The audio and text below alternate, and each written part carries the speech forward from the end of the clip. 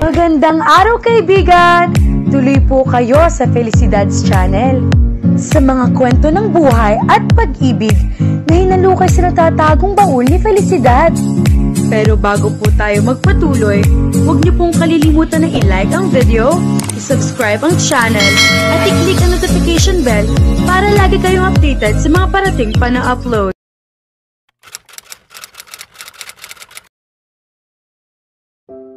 Matapos naming ayusin ang aming mga hindi pagkakaunawaan, nagpasya kaming ni Crystal na pumunta sa food court bago pa kami muling tawagin ni Sarah. Habang papunta kami roon, biglang tumunog ang aking telepono. Sinabi ko kay Crystal na mauna na siya at ako na lamang ang sasagot sa tawag. Pagkatapos makipag-usap, nagtungo ako sa food court at nakita ko sila. Masaya silang nagkukwentuhan, tila walang pakialam sa mundo. Napangiti ako habang pinagmamasdan sila. Ang mga paborito kong babae, naisip ko, ngunit agad din akong napakunot noo sa sariling iniisip. Oo, si Mama at si Sarah ang mga babaeng pinahahalagahan ko mula pa noon, ngunit kailan nagsimulang mapasama si Crystal sa listahang iyon, hindi ko rin alam. Kahit noong alam kong si Madison ang dapat kong pakasalan, hindi ko man lang naibigay sa kanya ang ganitong lugar sa puso ko. Ngunit kay Crystal, kakaiba. Sa totoo lang, si Crystal mismo ay kakaiba. Ang relasyon namin ay kakaiba. Hanggang ngayon ay hindi ko pa rin lubos maunawaan kung paano kami nauwi sa ganitong sitwasyon. Ngunit hindi ibig sabihin nito ay iniisip ko na ang tungkol sa diborsyo, hindi kahit kailan. Hindi mula sa akin. Bagaman hindi ko tiyak kung ano ang nais ni Crystal. Wala akong ideya kung ano ang nasa isipan niya. Si Crystal ay isang misteryo para sa akin. Lagi kong sinasabi na siya ay kakaiba at totoo naman. Sa tuwing tinitingnan ko siya, lalo kong napapatunayan kung gaano siya kaiba sa iba. 19 na taong gulang pa lamang siya, ngunit hindi siya kumikilos ayon sa edad niya. Habang ang ibang kababaihan sa kanyang edad ay abala sa pamimili, pakikipagkaibigan, pagdalo sa mga party, at pakikipag-date, si Crystal ay hindi ganoon. Bagaman, aaminin kong tututol ako kung sakaling maisip niyang makipag-date sa iba, gusto ko pa ring maranasan niyang maging masaya kasama ang mga kaibigan niyang babae. Ngunit hindi siya katulad ng iba. Sa halip na magsaya at mamuhay ayon sa kanyang edad, siya ay nagtatrabaho. Kumakayod. Bagaman kahanga-hanga at nakaantig ang kanyang kasipagan, hindi ko ito gustong makita sa kanya.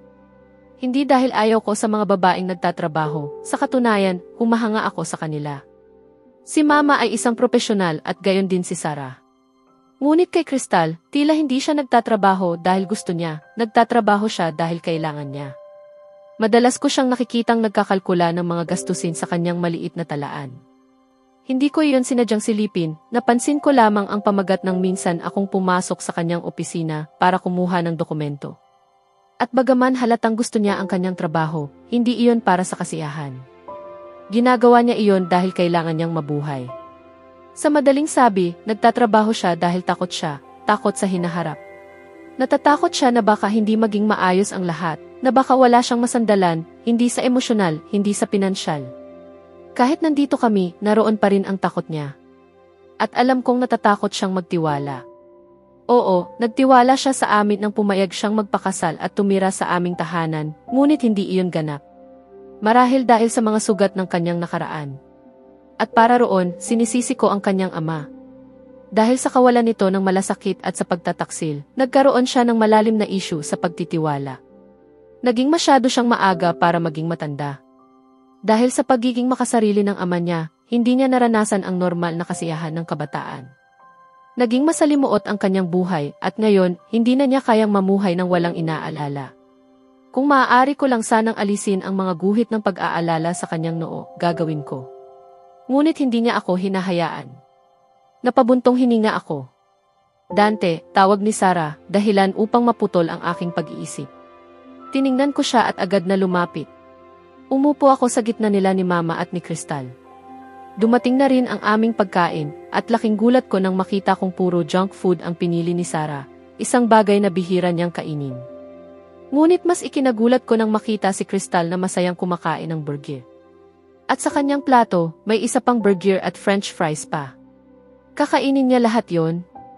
Akala ko pa naman ay ayaw niya ng pagkain. O baka naman ayaw lang niya ng mga masusustansyang pagkain. Masaya akong makita siyang kumakain, ngunit hindi ibig sabihin ay palalampasin ko ang pagkakataong ito para siya'y tuksuhin. Kinusot ko ang aking mga palad at bumiti ng may kalokohan bago humarap kay Mama. Alam kong nababahala siya tuwing tumatanggi si Crystal sa pagkain, lalo na sa mga masusustansya. Mama, siguro dapat burgers na lang araw-araw, sabi ko. Napakunot ang noo ni Mama, gayon din si Sarah. Ano, bakit naman? Dapat paminsan-minsan lang kumain ng junk food, sabi ni Sarah, nagtatakang tumingin sa akin. Tama si Dante, sabat ni Mama, naguguluhan din. Kasi, may isang tao rito na mas gusto ang junk food kaysa sa mga lutong bahay na ginagawa mo para sa kanya, sabi ko. Halos mabulunan si Crystal sa kanyang kinakain. Umisi ako habang tinitingnan siya, samantalang matalim siyang nakatingin sa akin. Natawa sina Mama at Sarah, at marahang tinapik ni Mama ang aking likod. O, heto, tubig, alok ni Sarah kay Crystal, na agad namang tinanggap matapos akong titigan ng masama. O, Dante, hayaan mo na siya. Mas mabuting makita natin siyang kumakain. Madalas kasi akong nag-aalala dahil kumakain siya parang bata, sabi ni Mama.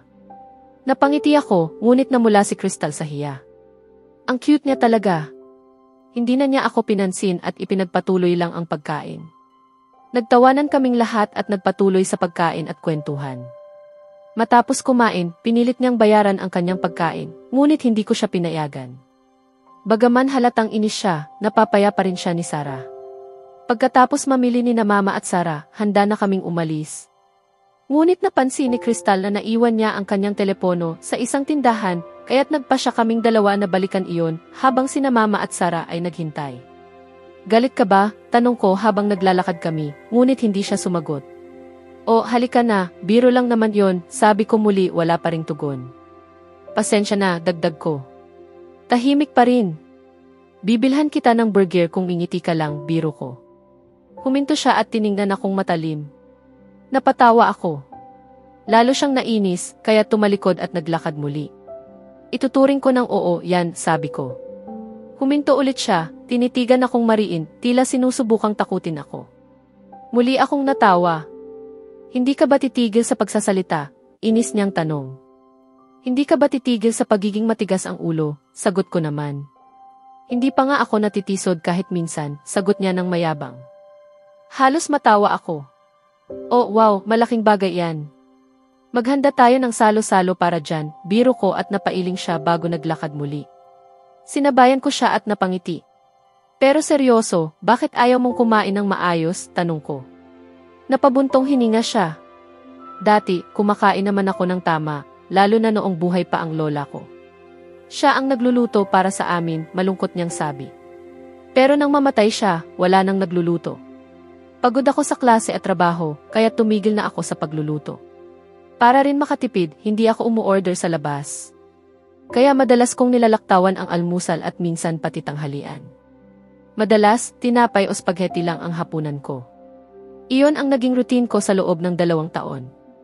Kaya ngayon, nang palaging pinapakain ako ni Ginang Razon, nahihirapan akong masanay, minsan pa nga nasusuka ako, paliwanag niya.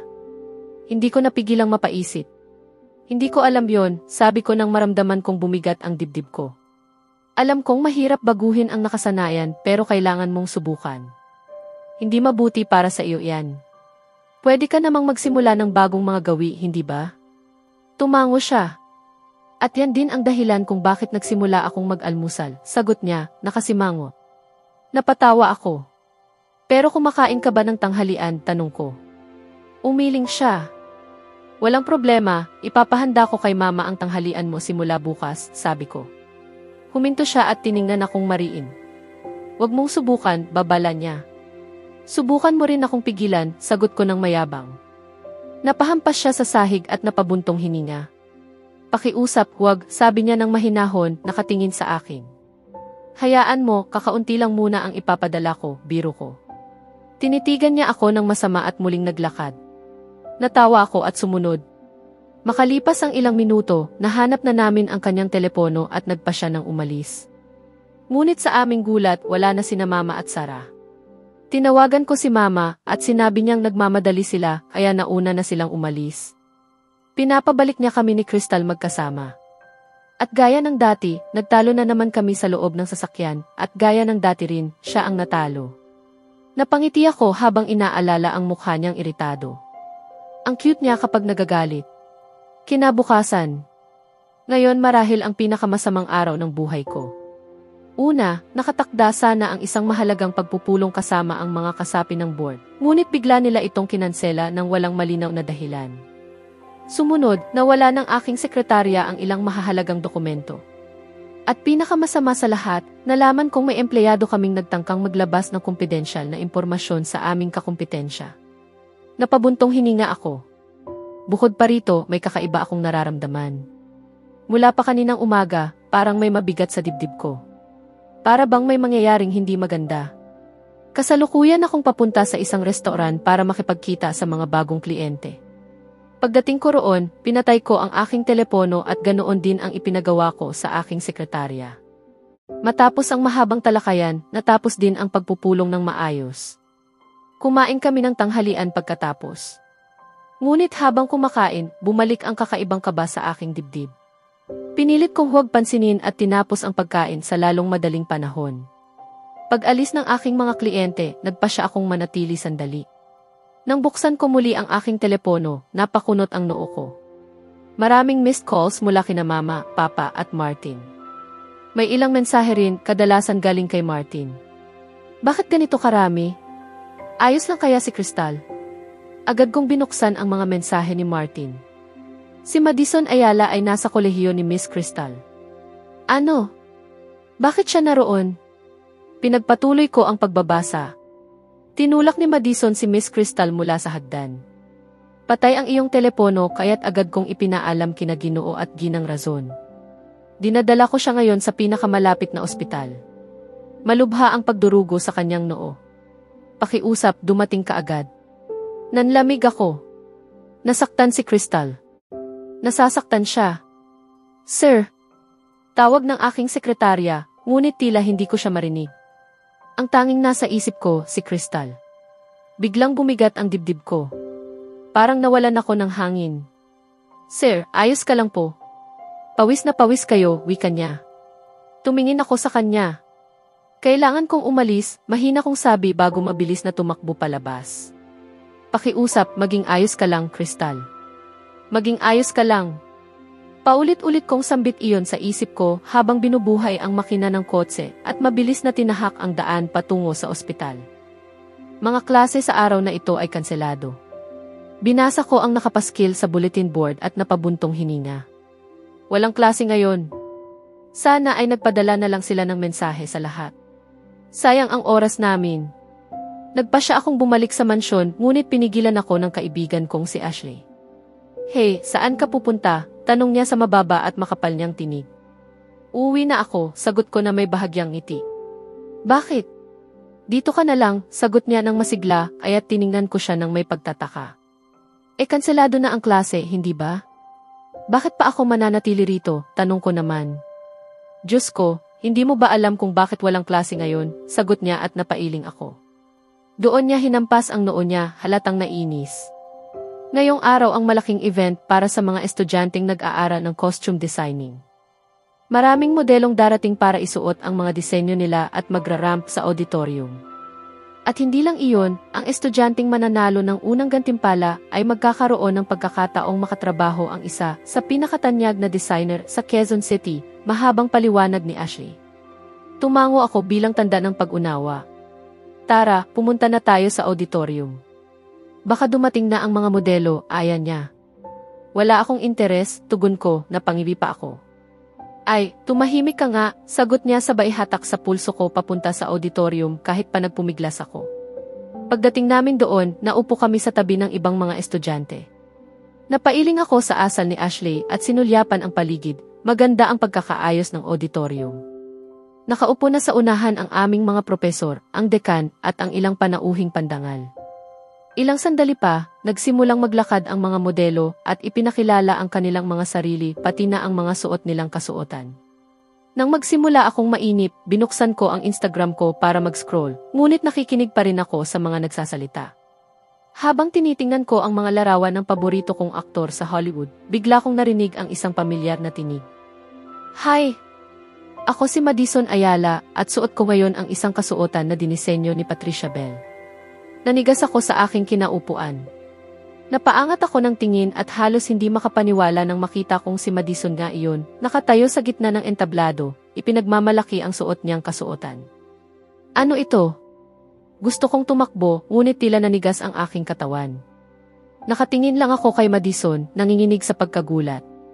Napansin niya ang titig ko at nang magtagpo ang aming mga mata, mabilis na nagbago ang ekspresyon niya, mula sa ngiti tungo sa galit, ngunit agad din niya itong tinakpan ng pekeng ngiti. Ang galing niya, bulong ni Ashley sa tabi ko. Sino? Tanong ko. Si Madison Ayala, sino pa? Siya ang paborito kong modelo, sagot niya ng may ngiti. Tumango ako, ngunit hindi ko maiwasang muling sulyapan si Madison, ngunit wala na siya roon. Napabuntong hininga ako sa ginhawa. Alam mo, si Madison Ayala ay perpekto. Gustong-gusto ko ang lahat sa kanya, katawan, buhok, boses, ugali, lahat, dagdag pa ni Ashley na parang nananaginip. Napakunot ang noo ko. Boses daw. Inspirasyon ko siya mula pa nang magsimula siya sa modeling. Ginagaya ko lahat ng ginagawa niya, pananamit, hairstyle, pati paraan ng pananalita. Masigla niyang sabi sabay pakita ng litrato niya kung saan ginaya niya ang isang ayos ni Madison. Umiti ako kahit medyo nairita. Bagay siya sa lahat, lalo na kay Dante Razon. Sila ang paborito kong tambalan, dagdag pa niya. Napasinghap ako. Dante, sinusuportahan mo pa rin silang dalawa, tanong ko. Oo naman, sagot niya agad. Pero kasal na si Dante, hindi ba? Sa kasamaang palad, oo, sagot niya na may pagngit-ngit.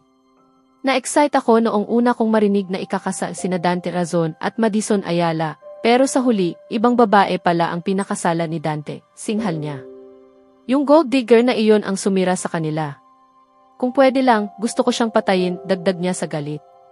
Nanlaki ang mga mata ko. Ano raw? Sino ang sinasabi mong gold digger? Tanong ko. Siyempre, ang asawa ni Dante. Dahil sa kanya, nasira ang paborito kong tambalan. Halos hindi ako makapaniwala sa mga naririnig ko. Pero sa isang panayam, sinabi ni Dante na hindi niya minahal si Madison at ang asawa niya ang matagal na niyang kasintahan, mahinahon kong sagot. Hindi totoo iyon. Mahal ni Dante si Madison. Sigurado akong niloko lang siya ng asawa niyang gold digger, sagot ni Ashley nang may galit. Kilala mo ba ang asawa niya? Tanong ko habang nakatukod ang mga braso sa dibdib. Hindi, sagot niya. Kung ganon, paano mo nasasabing gold digger siya? Tanong ko uli. Kasi alam kong ganon siya, iritadong sagot niya. Gusto kong mamatay ang babaeng iyon sa pinakamalupit na paraan, biglang sabi ni Ashley, at napakapit ako sa kinaupuan. Bakit? Tanong ko, kinakabahan. Dahil sinira niya ang paborito kong tambalan, sagot niya, nangingintab ang mga mata. Diyos ko, delikado siya. Pinilit kong humiti para hindi mahalata ang takot ko. Umiti rin siya at muling tumingin sa entablado. Agad kong kinuha ang telepono ko at nagpadala ng mensahe kay Martin. Ako, nandito si Madison sa kolehiyo. Martin, ano? Bakit? Ako, para sa event. Martin, alam ba niyang nandyan ka? Ako, oo, nakita niya ako. Martin, gusto mo bang umalis? Ako, oo, natatakot ako. Martin, papunta na ako. Ako, sige, bilisan mo. Tumayo ako ngunit pinigilan ako ni Ashley. Saan ka pupunta? Tanong niya. Sa banyo, sagot ko, pilit ang ngiti. Paglabas ko ng auditorium, napaluwag ang pakiramdam ko. Pumunta muna ako sa banyo upang pakalmahin ang sarili. Makalipas ang ilang minuto, nagpa siya akong umalis. Ngunit habang naglalakad ako palabas, narinig ko ang tinig ni Madison. Paglingon ko, nakita kong nakatingin siya sa akin nang may matinding galit. Nasisiyahan ka ba sa pribilehiyo? Malamig niyang sabi. Nanahimik ako. Siyempre, nasisiyahan ka, dagdag pa niya. Sinira mo ang buhay ko, Crystal. Nanigas ako. Inagaw mo sa akin si Dante, dagdag niya. Hindi siya kailanman naging iyo, mahina kong sagot. Oo, akin siya, halos pabulong ngunit puno ng puot ang kanyang tinig. Ako dapat si Ginang Madison Dante Razon, pero sinira mo ang lahat. At sisirain din kita. Lumapit siya sa akin, may mapanganib na ngiti. Natakot ka ba? Natawa siya ng mahina. Dapat lang. Dahil babayaran mo ang ginawa mo, Crystal. Paparusahan kita sa pinakamabigat na paraan. Hindi mo kaya, mahina kong tugon. Kaya ko. Hintayin mo lang, umiti siya ngunit malamig. Balang araw, iiwan ka rin ng mga razon. Hindi ko alam kung saan ko hinugot ang lakas ng loob pero sumagot ako. Mali ka. Hindi nila ako iiwan. Mahal nila ako. At si Dante, hinding-hindi kanya pakakasalan. Alam mo kung bakit? Dahil galit siya sa'yo. Hindi, mahal niya ako, sigaw niya, nanginginig sa galit. Mahal niya ako, ulit pa niya. May ebidensya ako, noong mga nakaraang taon, hindi niya ako iniwan sa mga party. Pero ikaw, iniwan ka niya sa sarili niyang success party para sa ibang babae. Napakunot ang noo ko, pero agad kong naalala, ako ang babaeng tinutukoy niya. Ako ang kasama ni Dante noong gabing iyon. Napangiti ako sa kanya. Delusyonado ka, Madison. Tumalikod ako para umalis ngunit muli niyang hinawakan ang pulso ko. Hindi ko pakialam sa iniisip ng iba. Ang mahalaga, akin si Dante, mariin niyang sabi. Pero hindi ka na mahal ni Dante. Hindi ka niya kailangan. Hindi ka bahagi ng buhay niya, sagot ko ng matatag. Mahal niya ako, Crystal. Hindi mo lang nakikita, halos sigaw niya. Kailanman, hindi iyon mangyayari, sagot ko, saka ko nakita si Martin na papalapit. Tumahimik ka. Sigaw niya at itulak ako pababa sa hagdanan. Crystal. Narinig ko ang boses ni Martin bago tumama ang ulo ko sa gilid ng hagdan. Aray ang sakit. Napasigaw ako nang maramdaman ko ang matinding sakit at ang pag-agos ng dugo. Crystal. Diyos ko, ayos ka lang ba? Rinig kong sabi ni Martin. Pero hindi ko na siya nasagot. Unti-unting bumigat ang talukap ko hanggang sa lamunin ako ng kadiliman. Sa susunod na kabanata, matutuklasan kung ano ang magiging kalagayan ni Crystal matapos siyang itulak ni Madison at kung paano tutugon si Dante sa nangyari. Haharapin din ni Crystal ang mga bagong pagsubok na maglalantad ng mas malalim na lihim sa pagitan nila ni Madison. Kaya abangan natin,